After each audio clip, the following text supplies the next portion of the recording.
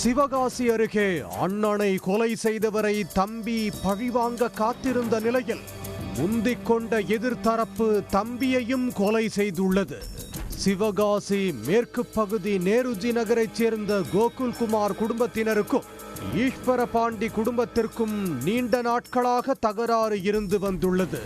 கடந்த 2022 ஆண்டில் நடந்த அடிதடி சம்பந்தமாக சிவகாசி நகர் காவல் நிலையத்தில் வழக்கு பதிவு செய்யப்பட்டு சிவகாசி நீதிமன்றத்தில் வழக்கு நடந்து வந்தது. இந்நிலையில் 2023 ஆண்டு கோகுல்குமாரும் அவரது கூட்டாளிகளான நேருஜி நகர் கார்த்திக், காந்தி நகர் ஜீவா, ராஜேஷ் மற்றும் சிலோன் காலனி கணேஷ் பாண்டி ஆகிய 5 சேர்ந்து ஈஸ்வர பாண்டியை கொலை செய்தனர். இந்த கொலை வழக்கும் சிவகாசி நகர் காவல் நிலையத்தில் பதிவு செய்யப்பட்டு திருவில்லிபுத்தூர் நீதிமன்றத்தில் வழக்கு விசாரணை நடந்து வருகிறது.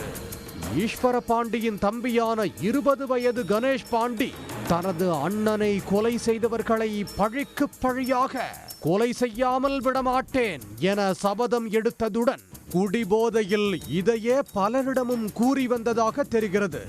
இதனை அறிந்த கோகுல்குமார் கணேஷ் பாண்டி தன்னை பழிக்கு பழியாக கொலை செய்வதற்குள் தான் முந்திக் கொள்ள முடிவெடுத்துள்ளார்.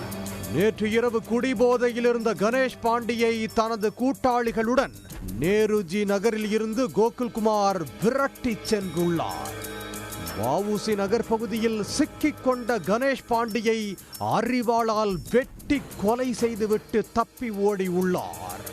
தகவல் அறிந்த போலீசார் சம்பவ இடத்திற்கு சென்று கணேஷ் பாண்டியின் சடலத்தை கைப்பற்றி உடற்கூராய்வுக்காக சிவகாசி அரசு மருத்துவமனைக்கு ஆம்புலன்ஸ் மூலமாக அனுப்பி வைத்தனர்.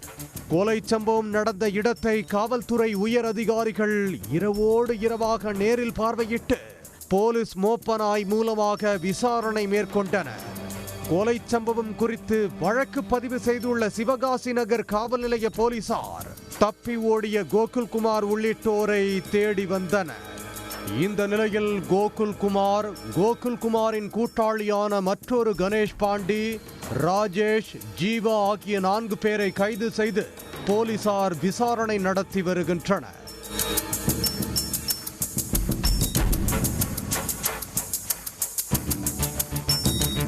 உடனுக்குடன் செய்திகளை தெரிந்து கொள்ள சன் நியூஸ் பெல் ஐகானை கிளிக் பண்ணுங்க.